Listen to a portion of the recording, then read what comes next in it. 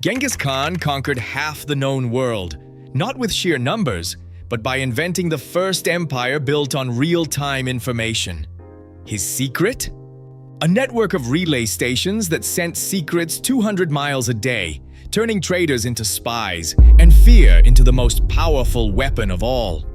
Today, China and America race to copy his blueprint, building digital highways where information control means global dominance. What happens when empires bet everything on a system that can be hacked, hijacked, or destroyed? The answer starts with the infrastructure and the risks they cannot afford to ignore. Stretching across the heart of Asia, the Mongol relay network operated with a precision that left rivals in the dust. Every 25 miles, a station waited, stocked with fresh horses, food, and shelter for the next courier. Messengers carried a paisa, a metal tablet stamped with imperial authority. No paisa, no passage. With this token, a rider could command the best horse at every stop, demand supplies, and move unchallenged through the empire's veins. A single message could leap 200 miles in a day, passing from hand to hand, horse to horse. By comparison, Europe's fastest couriers rarely managed 30 miles daily. The system worked around the clock. Some chronicles tell of a courier riding 1,600 kilometers in 6 days, changing horses so often he barely touched the ground. Oversight was strict. Station keepers accounted for every horse, every message, every pause. The Yam wasn't just a postal service. It was the empire's nervous system, pulsing orders and secrets from the steppes to the farthest border. Genghis Khan built this network not for comfort, but for speed and for control. Information didn't trickle, it surged. While enemies waited months for news, the Khan's orders flew across continents. The world had never seen anything like it. The Mongol relay network set the standard for what an empire could do when it mastered the movement of information. Fiber optic cables snake beneath cities, cross oceans, and link continents, forming the digital arteries of modern civilization. At a few nondescript buildings, the world's information converges. Emails, calls, bank transfers, military orders. In 2013, leaked NSA slides revealed what few suspected. The United States, through programs like Upstream and PRISM, gained access to the backbone of the internet itself. Not just targeted surveillance, mass interception at the source. At a T&T's Folsom Street facility in San Francisco, a room called 641A housed a silent split in the fiber. Every signal passing through was copied, routed to NSA servers, and filtered by secret algorithms. Similar taps dotted the country: New York, Atlanta, Seattle. Wherever the world's data flowed, legal memos and secret court orders authorized the capture of billions of records daily. Metadata, content, sender, recipient, nothing moved without the possibility of being seen. The Mongols built relay stations every 25 miles. Today, the network is invisible, but the logic is identical. Whoever holds the switches holds the power. The NSA doesn't just watch the traffic, it shapes the battlefield. In the age of information, the backbone is the empire. The pattern repeats: control the roads, control the world's secrets. The digital Yam is always on, always listening. In 1218, a caravan of 500 merchants approached the city of Otrar, carrying not just goods but secrets.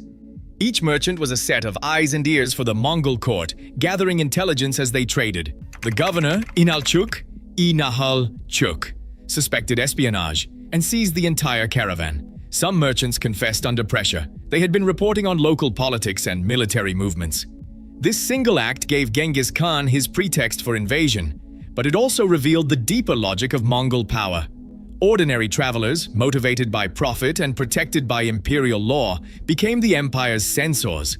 They mapped market shortages, overheard rumors, and tracked troop buildups, feeding a vast intelligence machine hidden behind commerce. 8 centuries later, the method is digital. Every smartphone app, every social feed turns users into unwitting informants. In 2022, reports confirmed that ByteDance engineers in China accessed US TikTok user data, despite public promises of separation. The pipeline is silent, but the pattern endures. Empires harvest information not just from roads but from people themselves. In 1221, the city of Nishapur fell to the Mongols. What happened next was no accident. Tens of thousands were killed, and the few survivors were driven out, carrying stories of horror with them. The Mongols didn't just allow these tales to spread, they counted on it. Refugees became unwitting couriers of terror, warning neighboring cities of what defiance would cost. Rumors grew with every retelling. Pyramids of skulls, rivers turned red, a wrath so complete that resistance seemed pointless. Cities surrendered at the first sight of Mongol banners, not from bravery, but from fear planted by stories. Centuries later, the method is digital. In 2016, Russian operators at the Internet Research Agency unleashed a different kind of campaign. Fake accounts, memes, and targeted posts reached 126 million Americans on Facebook alone. Bots amplified fear, division, and doubt, turning ordinary users into broadcasters of anxiety. The same pattern, weaponize narrative, let it multiply, and watch societies fracture before a single soldier appears. Information spreads faster than armies, and fear is always the first strike. In 1215, as Mongol banners closed in on Zhongdu, Genghis Khan ordered more than just surrender. He demanded the city's engineers. Siege masters, blacksmiths, and architects were marched out of the ruins and sent west, pressed into Mongol service. With every conquest, the empire's brain trust grew. Chinese engineers taught the Mongols how to build counterweight trebuchets, devices that could hurl stones over city walls. Persian craftsmen refined them, adapting designs for new targets. The result? Cities that once seemed unbreakable fell in days. The Mongols didn't invent this technology. They captured it, then turned it back on its creators. Expertise became a weapon. 8 centuries later, the pattern repeats on a digital front. In 2015, hackers linked to China's Ministry of State Security breached the U.S. Office of Personnel Management. 22 million security clearance files vanished. Names, addresses, fingerprints, every foreign contact. Not just a data theft, but a blueprint for recruiting spies, blackmail, and infiltration. The Mongols seized engineers. Today, adversaries seize identities, skills, and secrets. Empires advance not just on the strength of their armies, but by capturing the minds and knowledge of their rivals. The pipeline of expertise is the real engine. Cut it, and the advance grinds to a halt. In the 1260s, the Mongol Empire faced a crisis no army could solve. As Kublai Khan and Arik Bok battled for succession, the Yam relay network fractured. Rival factions seized or destroyed stations, burning routes that once pulsed with messages. Chroniclers wrote of post roads vanishing into dust, couriers disappearing, and provinces left in silence. Orders from the capital never arrived.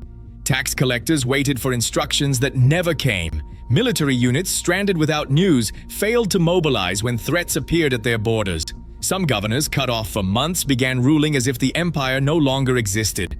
The great arteries of power, once the envy of the world, became broken lines across empty plains. Administration faltered, intelligence dried up.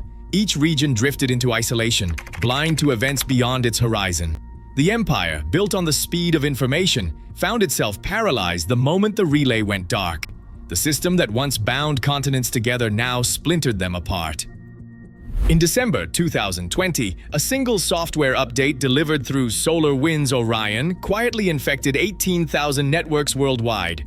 The attackers slipped malicious code into a trusted vendor's update, granting themselves secret access to the digital arteries of Fortune 500 companies, US government agencies, and defense contractors. Months passed before anyone noticed. By then, the breach had rippled through the Treasury, Commerce, and Homeland Security. Emails, source code, security credentials, copied and exfiltrated all at once. The lesson: one weak link in a vast network can compromise an entire empire. The same logic powers China's global telecom push. Over 150 countries now run critical infrastructure on Chinese-made routers and switches.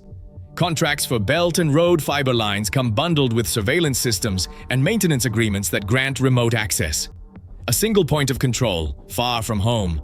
The world's information highways are only as secure as their gatekeepers. Today, the risk isn't just sabotage, it's trust, misplaced and exploited at scale. By 1227, Genghis Khan had built an empire of 12 million square miles with fewer than 200,000 soldiers. an achievement rooted not in numbers, but in information. The Mongol Yam relay network, with stations every 25 miles, enabled data to travel 200 miles a day, 8 times faster than in Europe. Today, the United States and China have constructed digital equivalents, controlling global data through fiber optic cables, satellites, and national surveillance programs. Documents leaked by Edward Snowden revealed the NSA taps into major communication backbones. China mandates access to all tech company data.